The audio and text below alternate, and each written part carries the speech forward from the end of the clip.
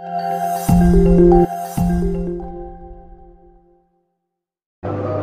ada gunanya sifat sombong tuh. Kan begitu kata Haji Ahmad Baki. Bila diri ingin dikenang, semailah benih di tengah sawah. Bawalah ilmu padi di ladang, tambah berisi tunduk ke bawah. Bila diri ingin terpandang, jauhi kata tinggi melambung. Jauhi sifat ayam di kandang, bertelur 1 ribut. Oh, hafal lu, Pak. Iya, hafal lu ya. Ya. Betul lah Bapak Ibu. Nah, jadi sifat sombong ini Bapak Ibu, ini sifat yang paling tua Pak di muka bumi. Siapa pertama kali jadi manusia, jadi makhluk yang sombong itu? Iblis. Siapa anak turunannya? Fir'aun.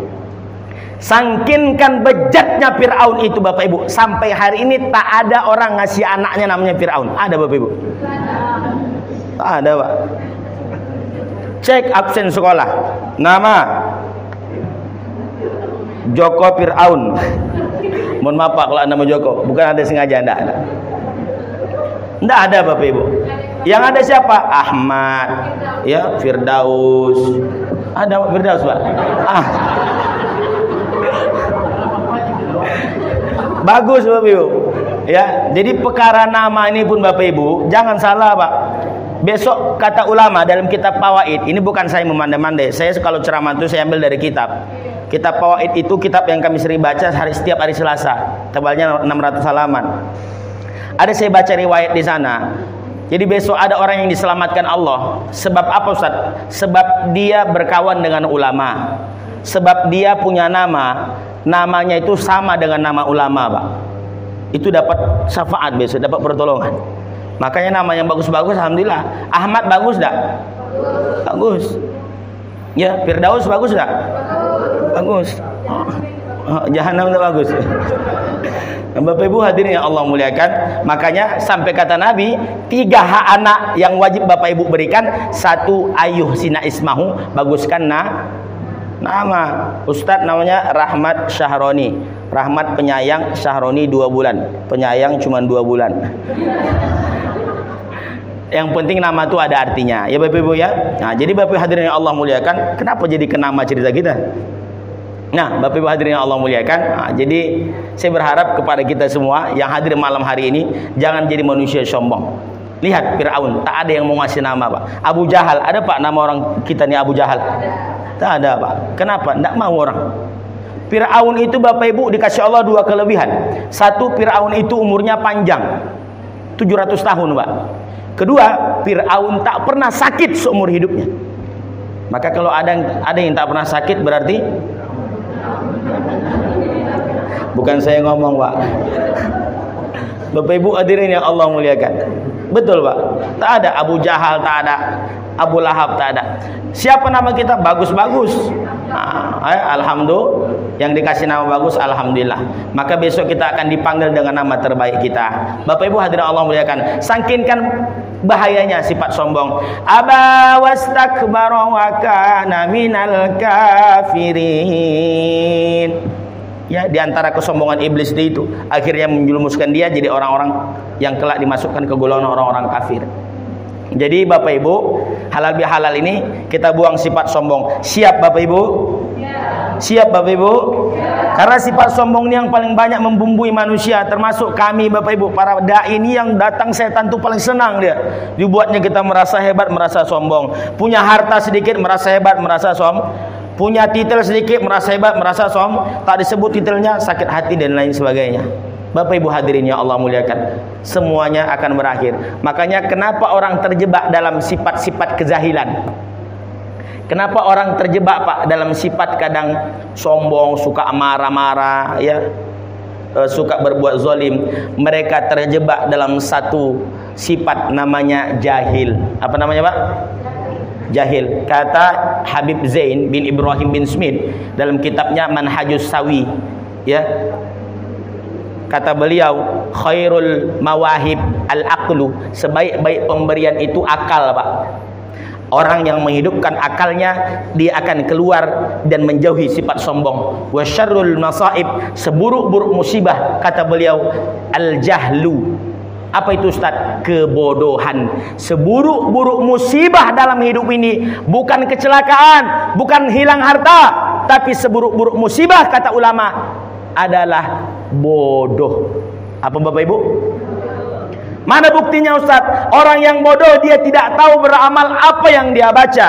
Orang yang bodoh dia tidak tahu kalau amalnya salah, kalau rukunnya tak lengkap, tapi dia tetap beramal karena dia tak mengerti. Akhirnya sebab kebodohan tak diterima Allah amalnya. Begitu kata Syekh Ibn Ruslan, man amila bi laisa ilmin yu'malu a'maluhu mardudatun la tuqbalu. Siapa orang beramal tanpa ilmu, amalnya tertolak, tidak diterima Allah.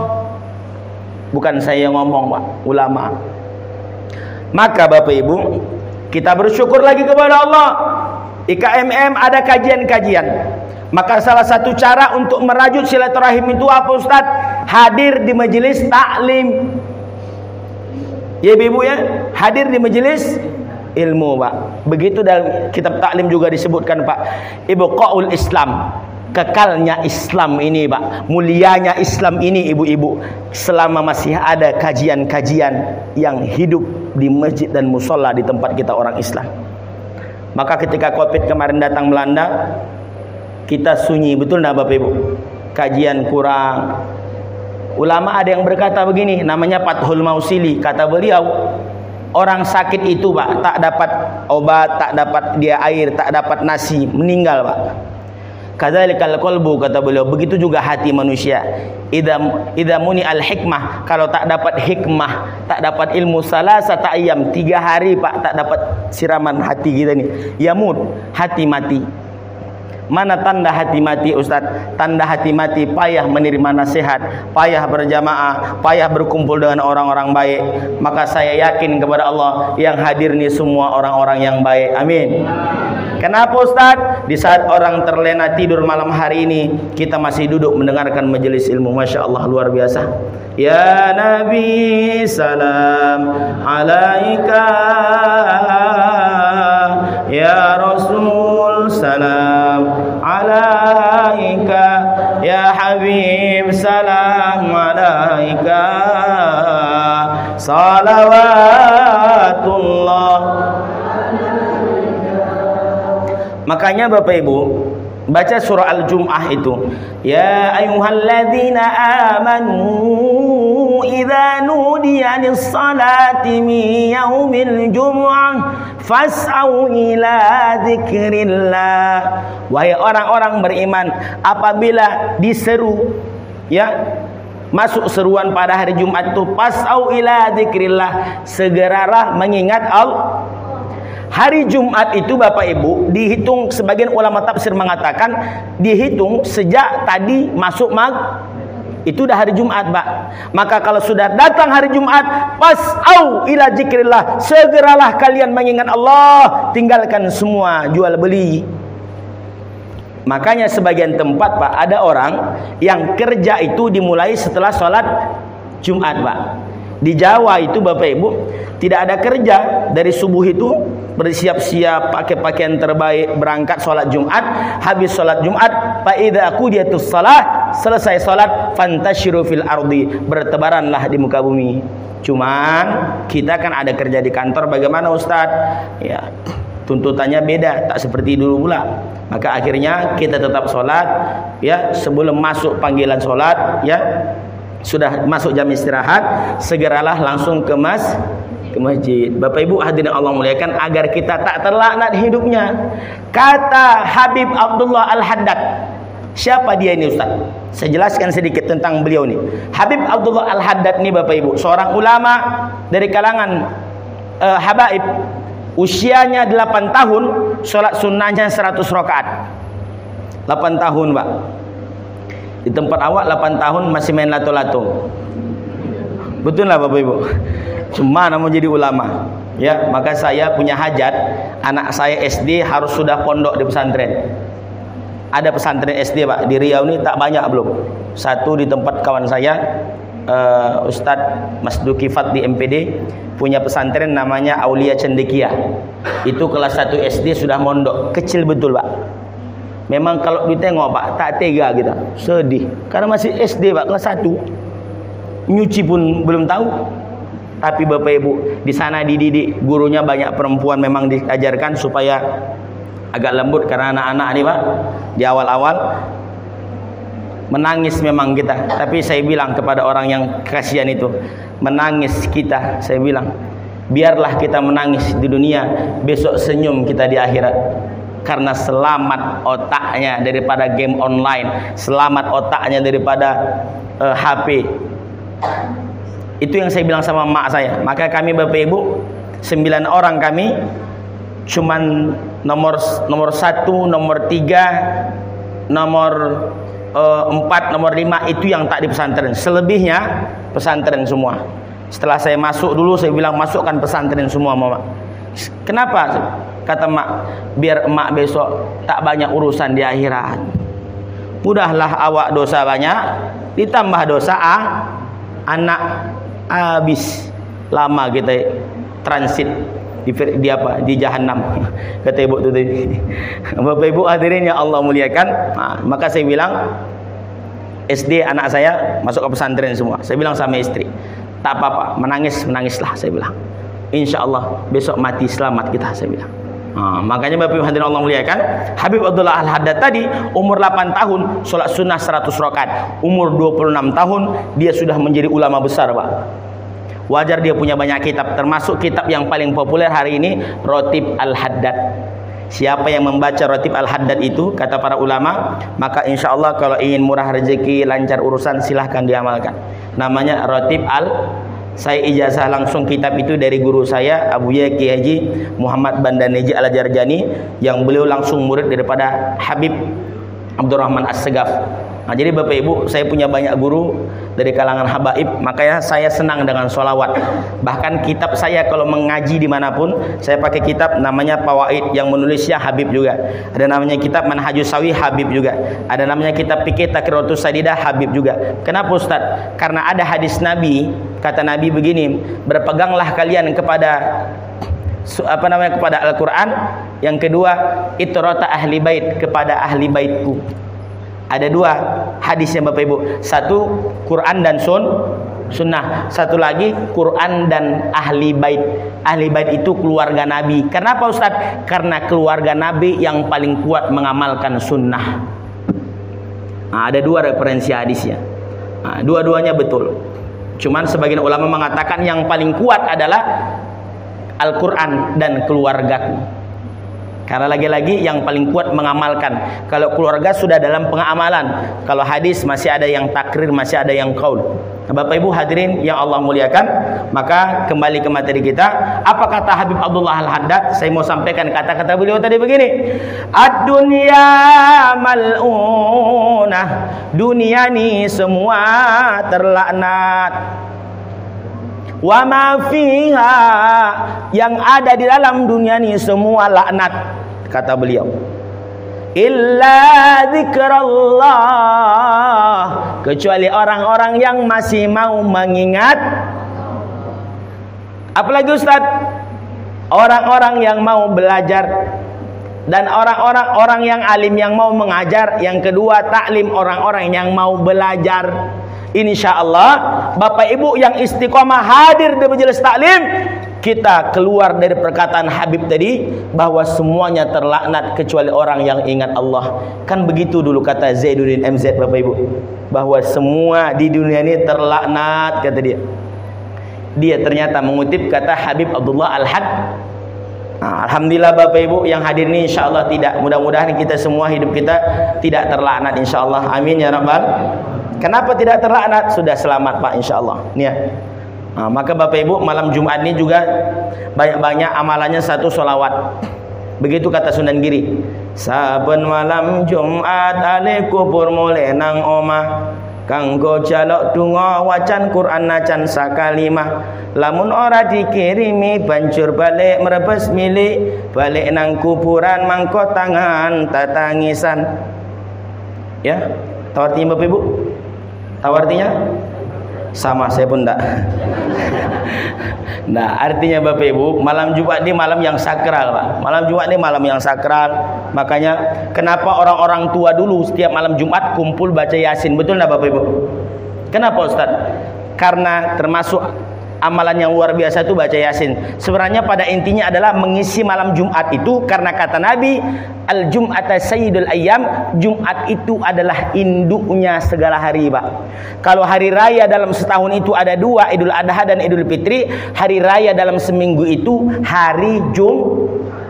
Maka kata guru saya Pak Abuya, Allah yarham Ki Haji Alimuddin, kata beliau kalau hari Jumat itu dia mengistimewakan dibanding 6 hari sebelumnya, Pak. Kalau hari Jumat, kalau hari Kamis umpamanya dia masak pakis, hari Jumat dia pasti masak yang lebih enak, daging kah. Tujuannya memuliakan hari. Nah, kalau bapak-bapak hari-hari biasa kasih ibu uang belanja 50.000, kalau hari Jumat langsung dijawab ibu-ibu nih Pak. Sikit betul nampaknya uang belanja. Betul Pak. Saya kalau hari Jumat itu di rumah ndak ada masak. Saya bilang sama istri, ini hari Jumat beli deh. Wah, alhamdulillah Bapak Ibu, saya amalkan ini. Murah saja rezeki itu Pak. Termasuk bukan itu saja amalan saya baca dalam satu kitab. Siapa yang mau mengamalkannya juga bagus Bapak Ibu. Jadi dulu ada seorang pendosa datang kepada Nabi Pak, mengadu dia begini, ya Rasulullah, dosaku banyak, kata dia. Apa dosamu, kata Nabi? Malu aku menyebutnya. Nabi marah. Kau sama aku malu, sama Allah kau tidak malu. Nyah kau dari sini, kata Nabi. Pergi dia menangis, datang Jibril Pak. Ditegur Muhammad, kenapa kau suruh dia pergi? Orang tadi itu punya penghapus dosa. Apa penghapus dosanya, kata Muhammad? Dia itu punya anak kecil di rumah.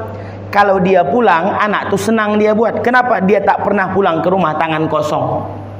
Ini amalan orang tua dulu Pak.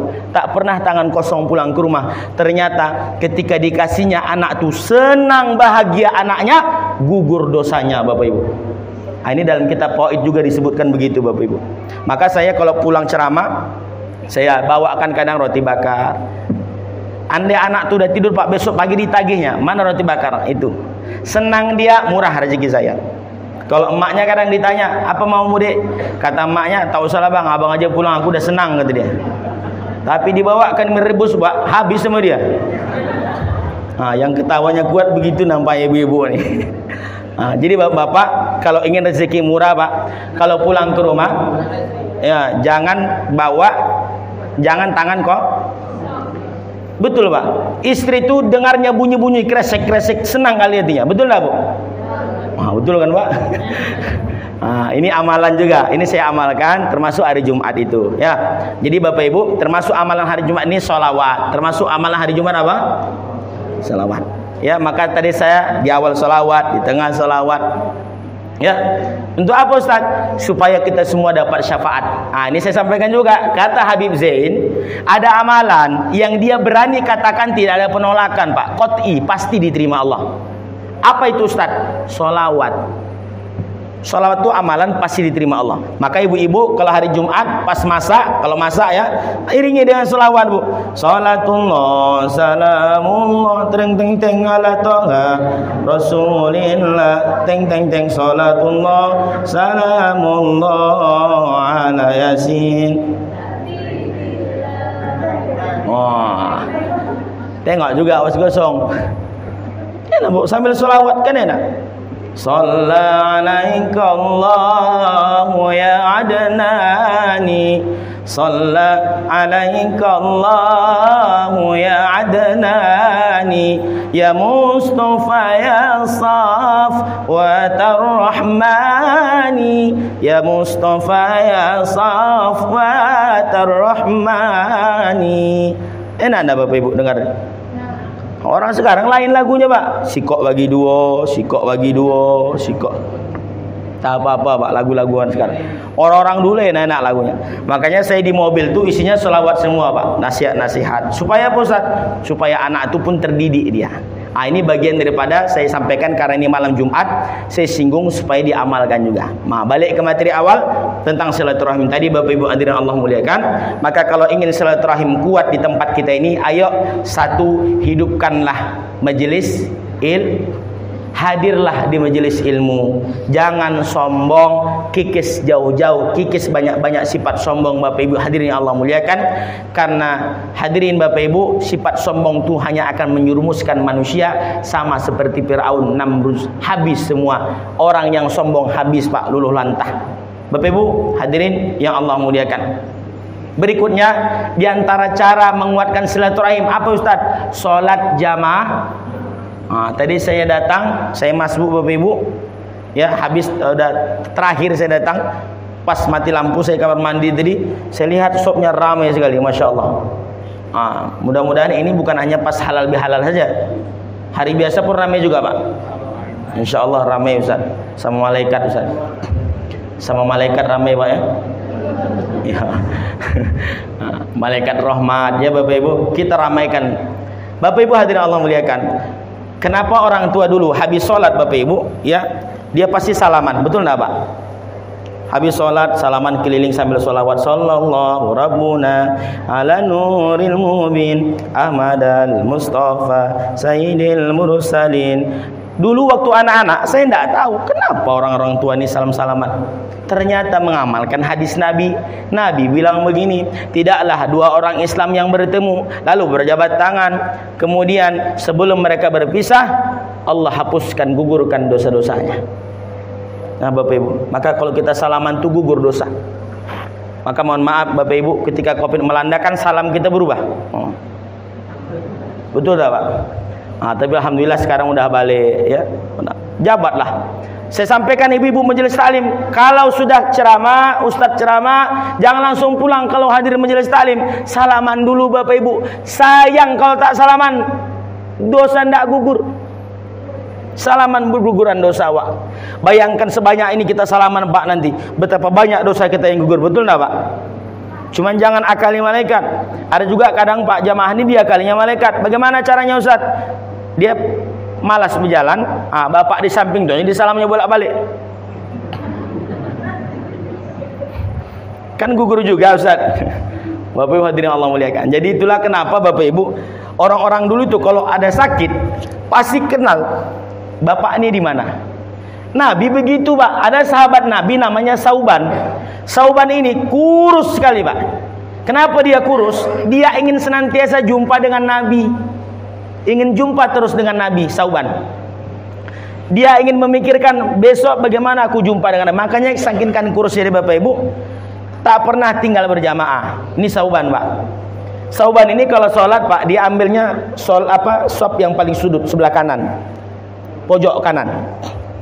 Sehingga ketika satu saat Nabi ingin sholat subuh, ditanya Nabi, Sauban mana? Kata Nabi. Kita tunggu sebentar, kata Nabi. Ini Pak, makanya sholat subuh ini kadang ada sebagian orang, sebagian masjid yang menunggu jamaah, karena subuh ini banyak kali keberkahannya Pak. Ya, cuman jangan juga terlalu lama, jangan terlalu lama, karena waktu subuh ini pun singkat pula. Ditunggulah Bapak Ibu, tak datang juga Sauban. Akhirnya diputuskan Nabi, ayo kita sholat duluan, nanti kita jenguk Sauban setelah sholat. Setelah sholat selesai, pergilah Nabi dan beberapa orang sahabat ke rumah Sauban. Allah Bapak Ibu, apa Ustaz? Sampai dari perjalanan dari masjid ke rumah Sauban, ternyata perjalanannya 2 jam. Perjalanan masjid ke rumah Sauban 2, berarti Sauban sholat subuh jalan kaki 2. Allah. Bapak Ibu hadirin Allah muliakan. Kita bersyukur Pak, yang rumah kita dekat dengan masjid. Sakit-sakit meriang-meriang sedikit, berangkatlah. Karena itu kadang yang mengundang keberkahan dalam kehidupan. Sampailah rumah Sauban, ditanyalah istrinya Pak. Apa kata Nabi? Mana suamimu?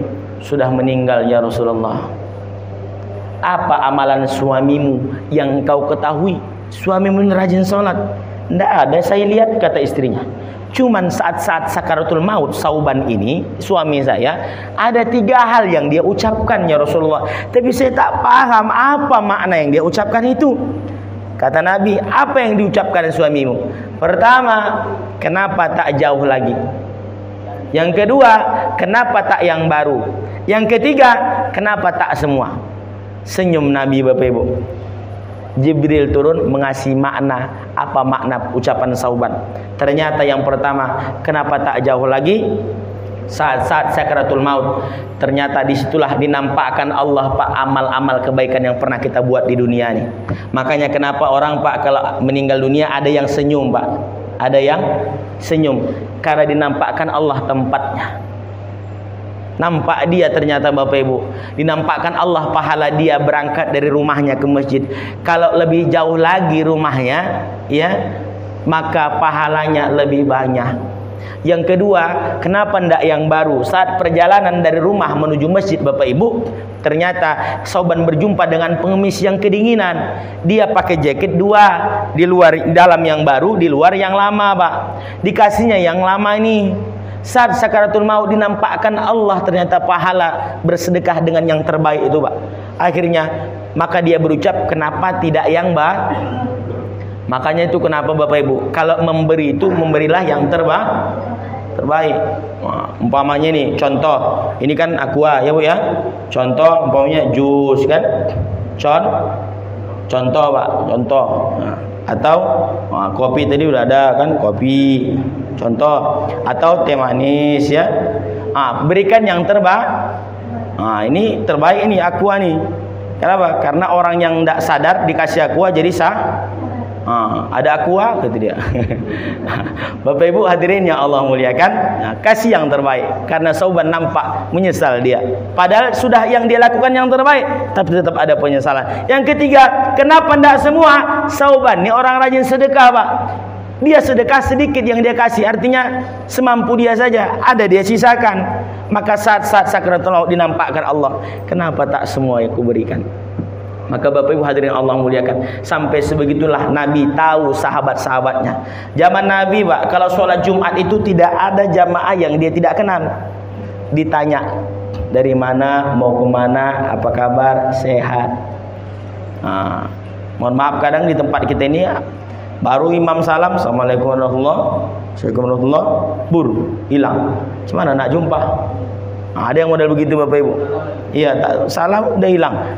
Tak jumpa silaturahim.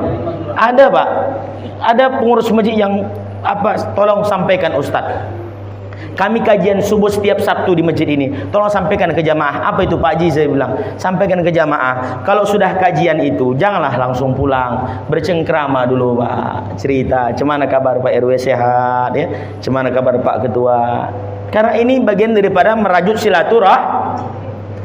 Kadang yang kami sakitkan itu Ustaz, kata pengurus masjid, tak pernah hadir ke masjid, kata dia. Sudah, dia susah hidupnya Ustaz. Giliran zakat fitrah pembagian, hadir dia. Bingung kami Ustaz. Kalau tak kami kasih berdosa enggak kami Ustaz? Kata, berdosa Pak, saya bilang. Saya bilang, karena dia Ustaz, kadang dilema, saya pun jadi dilema. Betul Pak aja, tak pernah ke masjid, giliran pembagian sembako hadir. Cuman di sini tidak ada itu ya. Insyaallah tak ada Pak. Tak ada. Ya, itu tempat lain, jauh. Agak-agak 2 meter lah dari sini. Bapak Ibu hadirin yang Allah muliakan. Bercanda Pak, bercanda. Bapak Ibu hadirin yang Allah muliakan. Ya, jadi masjid ini tempat kita bersatu Bapak Ibu. Senang tak di dalam masjid ini Bapak Ibu? Senang tak? Senang, hati tenang ya. Sekali lagi Bapak Ibu hadirin yang Allah muliakan, ayo kita hidupkan majelis-majelis taklim ini. Hadirlah, sakit-sakit hadirlah. Makan kan Nabi pesan Pak sama kita, supaya kata Buya Hamka kemarin ya, yang udah nonton filmnya, kata Buya Hamka kan, kalau hidup sekedar hidup apa Pak? Kalau hidup sekedar hidup, kera hidup. Kalau kerja sekedar kerja, kerbau pun kerja, kata dia. Maka orang Minang hendak Islam hilang Minangnya tinggal. Itu kata beliau. Orang Melayu hendak Islam hilang menya tinggal. Itulah hebatnya orang Minang sama orang Melayu Bapak Ibu. Bersyukur Bapak Ibu yang jadi orang Minang Pak. Karena kalau disebut Minang, orang berpikir pasti tidak ada itu Pak, non muslim, tidak ada. Disebut Melayu pasti tidak ada itu Pak, non Islam. Kalau disebut Roni Siregar, kata ibu itu kan Pak. Betul Pak, saya merantau pertama kali kemari Pak, Islam Pak, kata mereka. Ilaha illallah, seganteng ini kata dia tak Islam. Bapak Ibu hadirin, dulu muka saya belum segemuk ini Pak, dulu masih krempeng betul, macam keluar pesantren tuh Pak, kurus, macam mafia mirip. Makanya ditanyanya Islam Pak, kata dia. Maka Bapak Ibu beruntung jadi orang Minang, beruntung jadi orang Melah. Tidak ada orang menyangka Pak orang Minang itu, meskipun tapi tak tahu saya. Ada juga Pak ya, orang Minang itu yang tak Islam ya.